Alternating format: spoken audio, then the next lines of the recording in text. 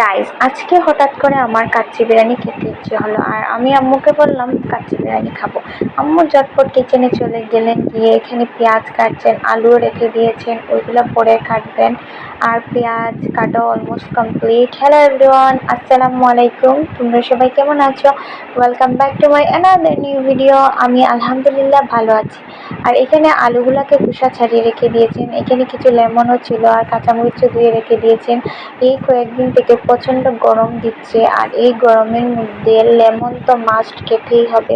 আর আমি special লেমনের juice অনেক বেশি পছন্দ করি, তাই আম্মু এখানে কিছু লেমন রেখে দিয়েছেন, এগুলো দিয়ে জুস বানিয়ে দিবেন, তারপরে খাবো। আর এখানে প্রথমে তরকারি রান্না করবেন, এই জন্য আলুগুলাকে ভালো করে ধুয়ে তারপরে মাংসের মধ্যে দিয়ে দিচ্ছেন। আর আলুগুলাকে গুল করে রেখেছেন, যেহেতু কাচ্চি বিরিয়ানিতে আলুগুলা গুলেই থাকে, খেতেও অনেক বেশি ভালো লাগে এজন্য। আর তরকারির মধ্যে সব মশলা অ্যাড করে দিয়েছেন, হলুদ, মরিচ, পেঁয়াজ, পরিমাণ মতো লবণ, তারপরে গরম মশলা সব কিছু দিয়ে এখানে কিছুটা মিল্কও অ্যাড করে নিলেন। মিল্কটা দিলে খেতে অনেক বেশি মজা লাগে, আর আলুটাও তাড়াতাড়ি সিদ্ধ হয়ে যায়, আর মাংসটাও তাড়াতাড়ি সিদ্ধ হয়ে যায়। আর এখন আম্মু এটাকে ভালো করে নাড়ছেন, এটাকে ভালো করে নাড়তে হবে, তারপরে ঢেকে রেখে দিব। আর যখন এটার কালারটা সুন্দর হয়ে আসবে, আর তখন একটু ঝোল অ্যাড করবো জাস্ট। আর এখানে আমি কিছু ভিডিও নিচ্ছিলাম।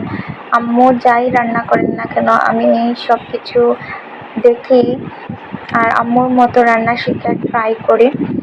আর এটার কালারটা অনেক বেশি সুন্দর হয়েছে। এখানে আম্মু দেখছিলেন তরকারিটা হয়েছে কি না, জাস্ট একটু বাকি আছে।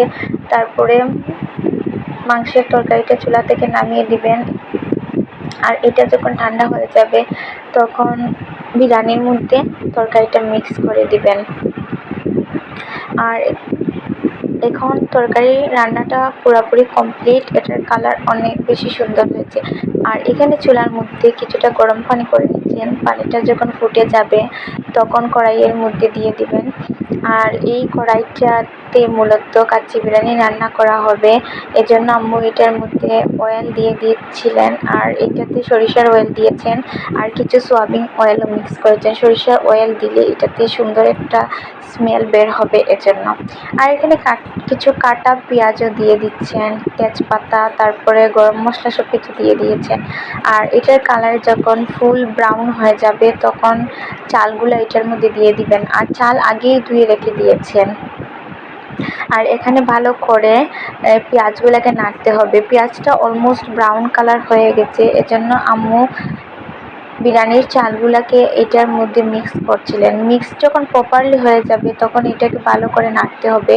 আর এখানে আম্মু ভালো করে চালটাকে নাড়ছিলেন। চালটা যখন ভাজা ভাজা হয়ে যাবে, তখন এটার মধ্যে গরম পানিটা দিয়ে দিবেন। আর পানিটা অলরেডি ফুটানো কমপ্লিট।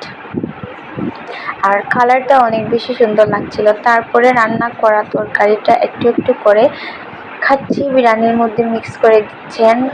আর এখন মিক্স করছেন, মিক্স করার পরে গরম পানিটা বিরিয়ানির মধ্যে দিয়ে দিবেন। আর তারপরে ভালো করে নেড়ে রেখে দিবেন। এটা যখন রান্না করা প্রপারলি কমপ্লিট হয়ে যাবে, তখন এটা চুলা থেকে নামিয়ে ফেলবেন। আর এখন তরকারিটা মিক্স করা প্রপারলি কমপ্লিট। এখানে আম্মু তরকারিকে ভালো করে নেড়ে তারপরে গরম পানিটা দিয়ে দিয়েছেন।